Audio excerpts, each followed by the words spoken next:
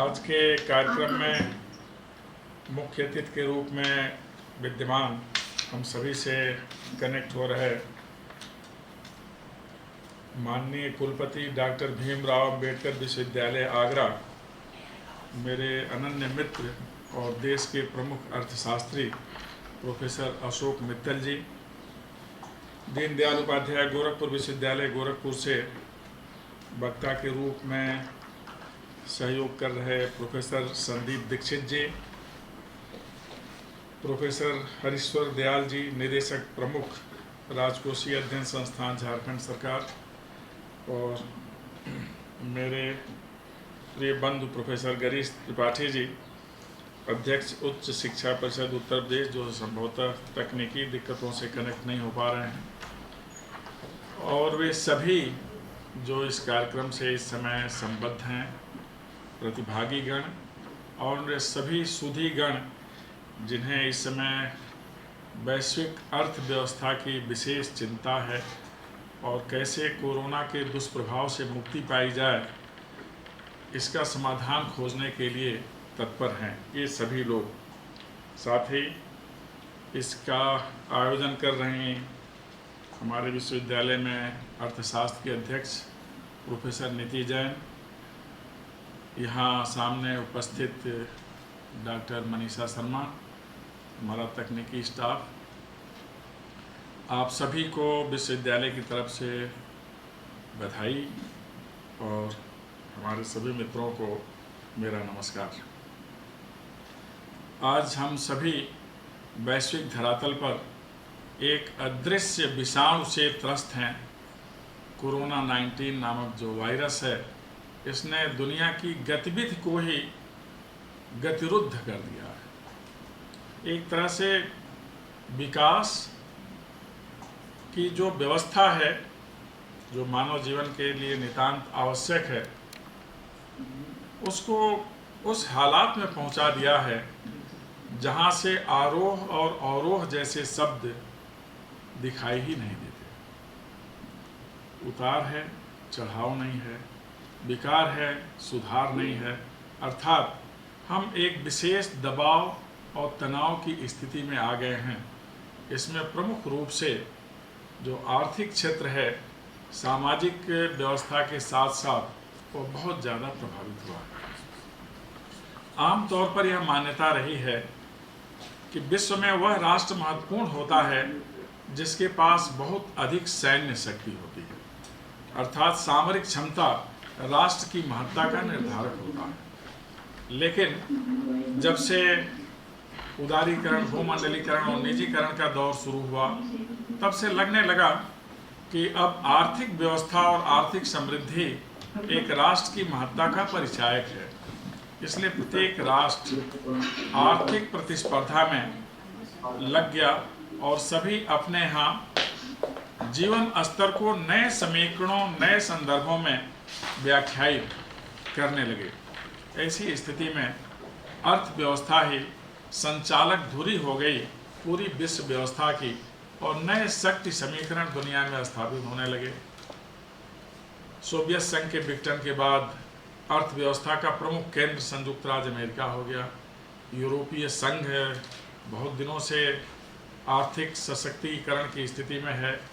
हाल के वर्षों में चीन ने एक ऊंची छलांग लगाई, दक्षिण पूर्वी एशिया के राष्ट्र भी संपन्नता के प्रतीक रहे। इसी क्रम में भारत ने भी क्रमशः एक निश्चित महत्वपूर्ण और दुनिया में सर्वस्वीकार्य मुकाम हासिल किया, और अब भारत भी सगर्व अपने को आर्थिक महाशक्ति के रूप में देखता है। ऐसे हालात में जबकि आर्थिक पहिया बहुत तेजी से घूम रही थी और सभी राष्ट्र प्रगति की ऊंचाइयों को स्पर्श करने के लिए तत्पर थे, सक्रिय थे, ऐसे में वायरस ने एक ऐसी स्थिति उत्पन्न कर दी, कोरोना 19 ने, जिसमें सभी को लगने लगा कि आगे क्या होगा, वर्तमान में क्या होगा और हम किस तरह रह पाएंगे। अर्थात इस संक्रमण ने, इस विषाणु ने, इस आपदा ने अस्तित्व और आजीविका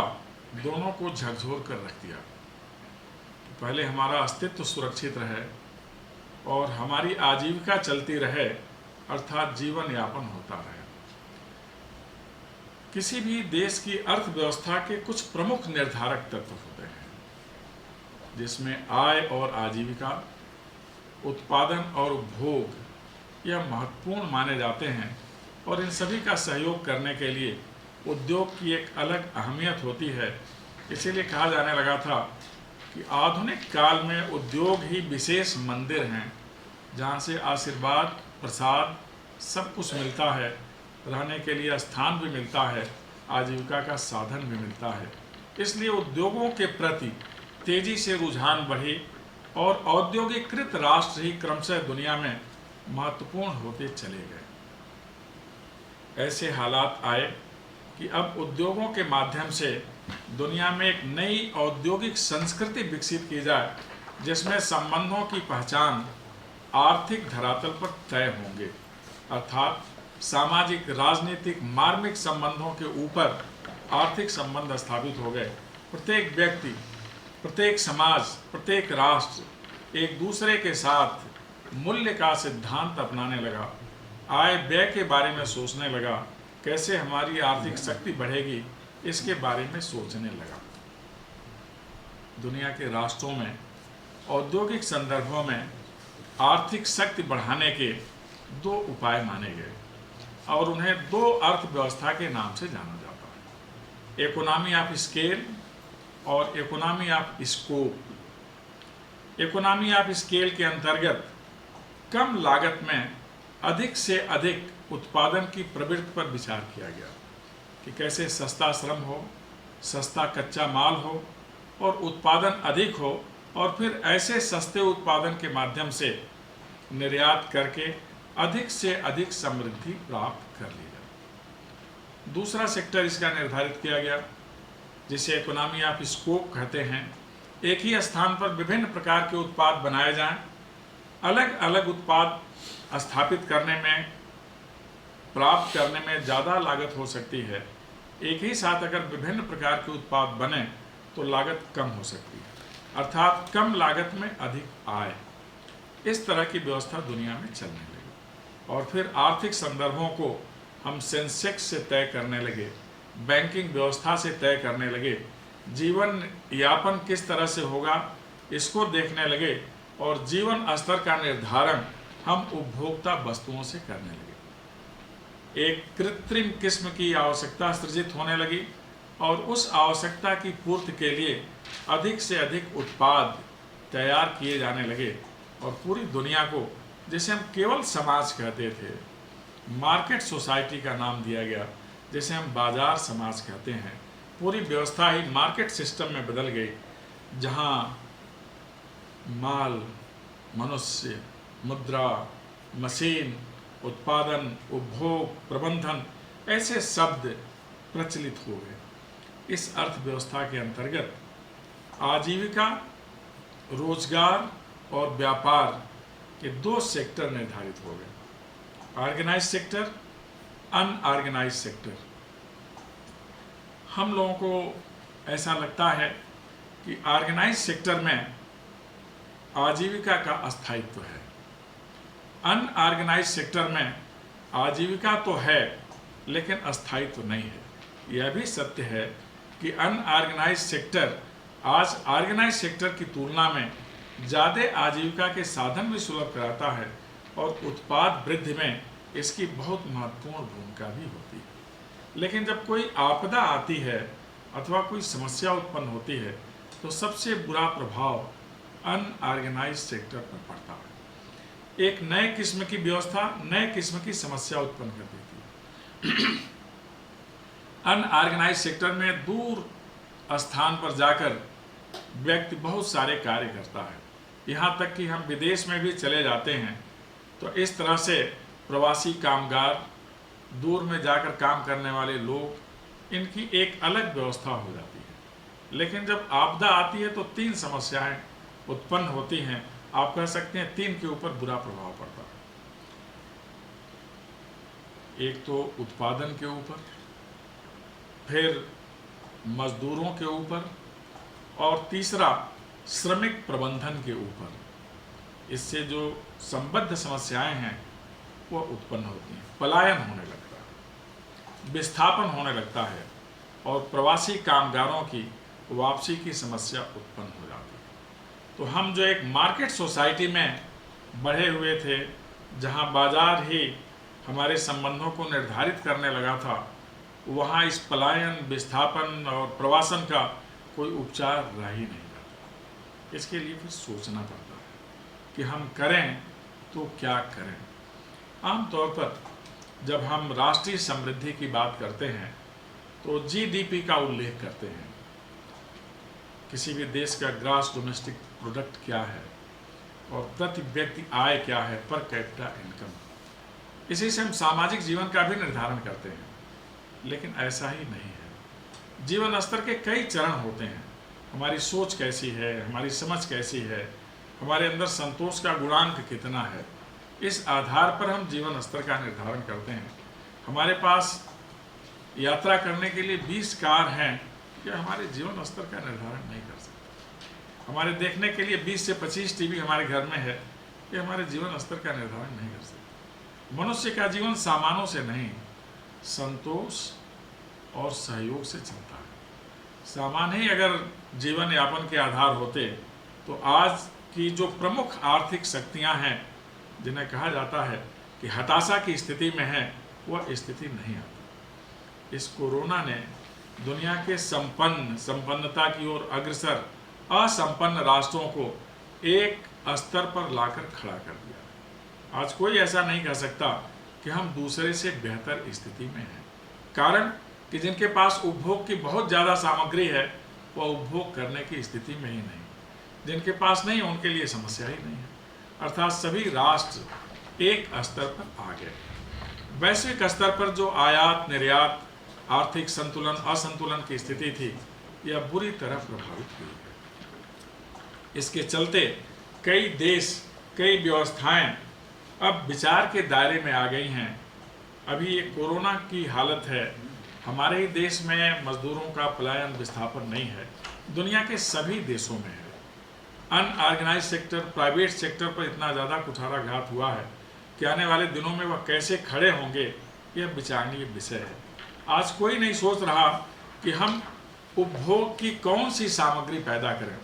सभी यह सोच रहे हैं कि हम जीवन बचाने के लिए कौन सी औषधि विकसित कर लें, अथवा जीवन का कौन सा कवच हम तैयार कर लें जिस पर कोई भी विषाणु हमला न कर सके। जो दृश्यमान विषाणु है अथवा शत्रु है, उसका समाधान तो बहुत संभव है, लेकिन जो अदृश्य शत्रु है उसका समाधान कैसे हो, इसके लिए केवल कवच और केवल कवच ही काम कर सकता है। और आज की तारीख में वह कवच है घर के अंदर निरुद्ध हो जाना। बाहर निकलने पर किस रूप में, किसके माध्यम से हम प्रभावित और प्रताड़ित होंगे, यह कहना कठिन है। बचाव के जो उपागम हैं, अधिगम हैं, वह चिकित्सक हैं, उनका सहायक स्टाफ है, सुरक्षा प्रहरी हैं, पुलिस के रूप में या सेना के जवान के रूप में, अथवा हाउस कीपिंग में लगे हुए सेवा क्षेत्र के लोग हैं। ये सब देवदूत हैं आज की तारीख में। मूल समस्या आर्थिक प्रबंधन की है। प्रत्येक राष्ट्र जिनके यहाँ पर कैपिटा इनकम बहुत ज़्यादा थी, जीडीपी बहुत ज़्यादा थी और ग्रोथ रेट को इकाई से लेकर दहाई तक में देखा जाता था, अब सभी ग्रोथ रेट भूल करके कैसे अस्तित्व बचे मनुष्य का, इसमें लगे हुए हैं। ये एक गंभीर दिक्कत है।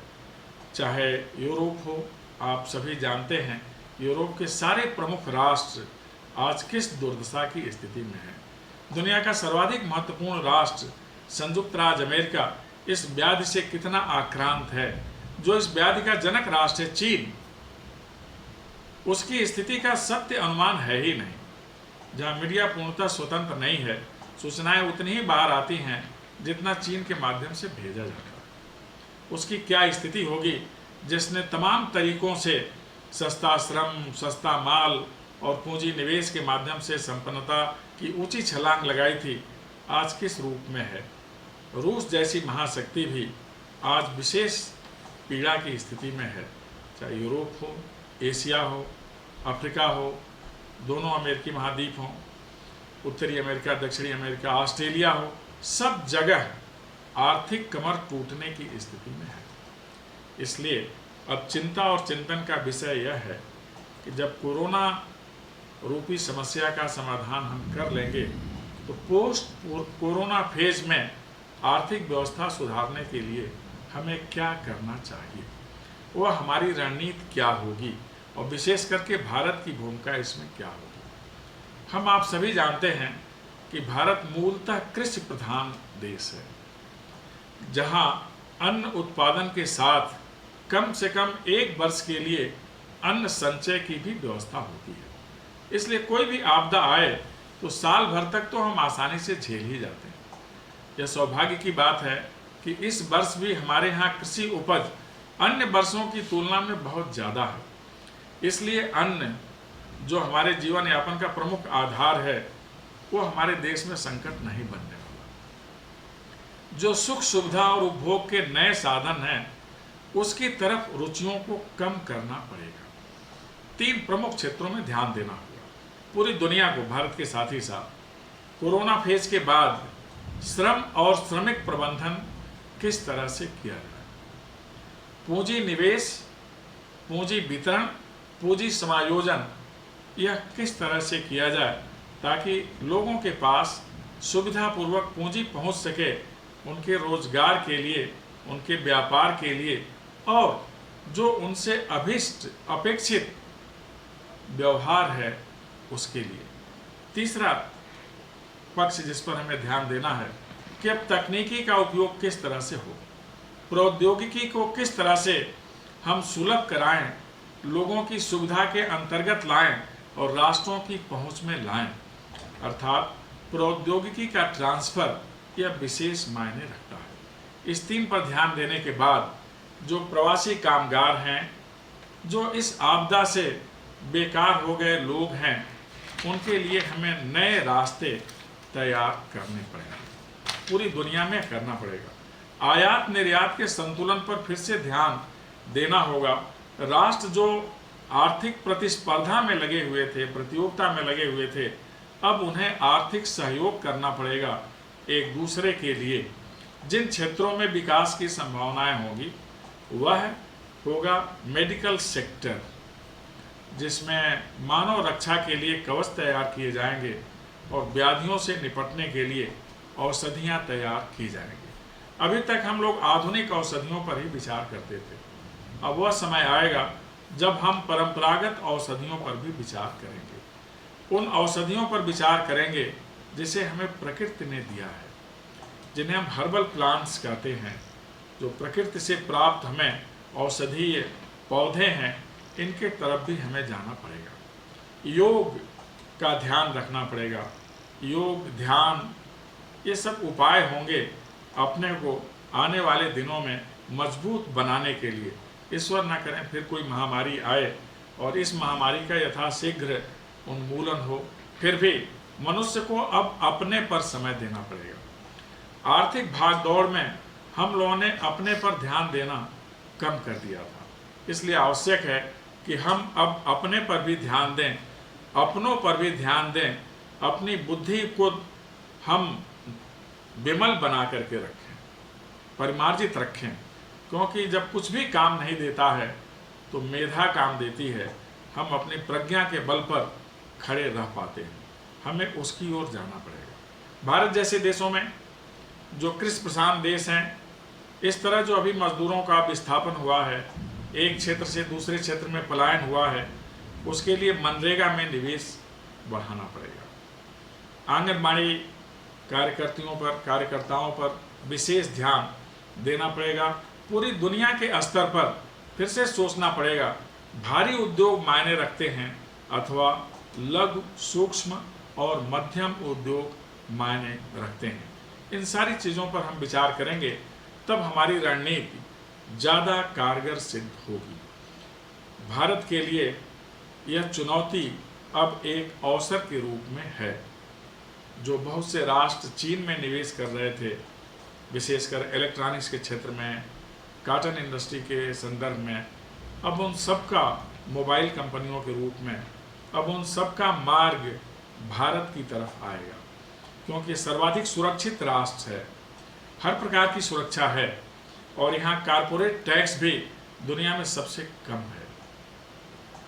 ऐसा निवेश आने के बाद हिंदुस्तान में रोजगार के अवसर बढ़ेंगे, उत्पादन बढ़ेगा, सुविधाएं बढ़ेंगी। कृषि क्षेत्र में पुनः नए सिरे से हमें निवेश करना पड़ेगा। अधिक उत्पादक बीज और जो खाद की व्यवस्था है, जो प्रकृति से तालमेल रखती है, जिसमें केमिकल का कम से कम प्रयोग होता हो, जिसे जैविक खाद कहते हैं, इसकी तरफ हमें ध्यान देना होगा। क्योंकि प्रकृति से तालमेल समायोजन जितना अधिक होगा, हमारी जो प्रतिरोधक प्रणाली है शरीर की, उतना ही ज़्यादा मजबूत होगी और विकसित होगी। फिर रोजगार के अवसर सृजित होंगे और एक नई खुशहाली भारत में आएगी और भारत के माध्यम से दुनिया में जाएगी। अब आर्थिक प्रतिस्पर्धा का स्थान आर्थिक सहयोग में लेना पड़ेगा। यूरोप को खड़ा होने में समय लगेगा। चीन से सबकी अरुचि होगी। आने वाले दिनों में चीन से व्यापार अन्य राष्ट्रों का सीमित होगा और यह अवसर भारत के लिए अनुकूल माना जाएगा। हमारी मान्यता रही है, पहाड़ पर एक शब्द चलता है, एलीपोस वित्त तेलीपोस चित्त। जब तक आपके पास वित्त है तब तक आपका चित्त बहुत प्रसन्न है, लेकिन जब उसमें कमी आती है तो चित्त भी कहीं न कहीं बाधित होता है, प्रसन्नता रुकती है। आगे के जीवन के लिए हम सभी उपभोग, उत्पादन, आजीविका के नए अवसर इसलिए देखते हैं कि हम सब सुखी रहना चाहते हैं। लेकिन सुख भी केवल द्रव्य, उद्योग, उत्पाद और सामान से नहीं आता। हमारे यहाँ सुख के 6 साधन बताए गए हैं। विदुर नीति एक संकलित ग्रंथ है हमारे यहाँ, जिसमें विदुर से धृतराष्ट्र ने पूछा कि विदुर, हमारे पास बहुत बड़ा साम्राज्य है, 100 पुत्र, बहुत वैभव है, फिर भी सुख नहीं है, सुख के उपाय बताओ। तो विदुर ने 6 उपाय बताए। अर्थागमो नित्यम रोगिता च, प्रिया च भार्या प्रियवादिनी च, वशश्च पुत्रोर्थकरी च विद्या, खड जीव लोकस्य सुखानि राजन। जिसका पहला सूत्र है अर्थागमो नित्यम अरोगिता च, अर्थात नित्य कुछ आय की व्यवस्था हो और शरीर निरोग हो। ये 2 प्रमुख हैं। शेष प्रिया च भार्या प्रिय भादिनी च, वशश्च पुत्रोर्थ करोर्थ विद्या, अर्थात जो सहचर्य या सहचरी है, प्रियकर हो, प्रिय संवाद करने वाला हो, गुणों से युक्त हो, संतान बात मानने वाली हो, और जो विद्या अर्जित कर रहे हैं इससे आजीविका की व्यवस्था हो। ये सुख के उपाय हैं और इसमें सबसे ज़्यादा प्रमुख है संतोष करना। थोड़े में जीवन यापन कर लें तो हम भी भूखे नहीं रहेंगे और साधु भी भूखा नहीं जाएगा, सबका पालन पोषण हो सकेगा। धन की यही मान्यता है कि इसके द्वारा स्वयं का पालन होता है, साथ रहने वालों का पोषण होता है और आने वालों का, आगतों का सम्मान होता है। इस भाव से जब अर्थ पर विचार करेंगे तो निश्चित रूप से सुख की सामर्थ्य भी बढ़ेगी, संभावना बढ़ेगी। लेकिन आर्थिक व्यवस्था का जो ध्येय होता है, सम्यक उत्पादन हो, सभी को रोजगार के अवसर मिले, खेत लहलहाते हुए दिखलाई दें, समृद्धि ऐसी हो कि कोई गरीब ना हो, कहीं असमानता न दिखलाई दे, विकास के क्षेत्र में असंतुलन न दिखलाई दे, तो आदर्श अर्थव्यवस्था होती है। आज सभी राष्ट्रों को चाहिए कि मिलकर इस भावभूमि पर खड़े हों, जिसके लिए भारत के प्रधानमंत्री, माननीय प्रधानमंत्री मोदी जी निरंतर अभियान चला रहे हैं, प्रयास कर रहे हैं और हमें पूरा विश्वास है माननीय मोदी जी का प्रयास दुनिया को सुरक्षा और खुशहाली प्रदान करने वाला होगा। आइए हम सभी मिलकर भारत के प्रयासों को सफलता के मुकाम तक ले चलें। हम सभी सुखी रहें, दुनिया भी सुखी रहे, किसी प्रकार के विषाणु का हमला फिर मानवता के ऊपर न हो। आप सभी ने ध्यानपूर्वक सुना, आप सभी को बहुत बहुत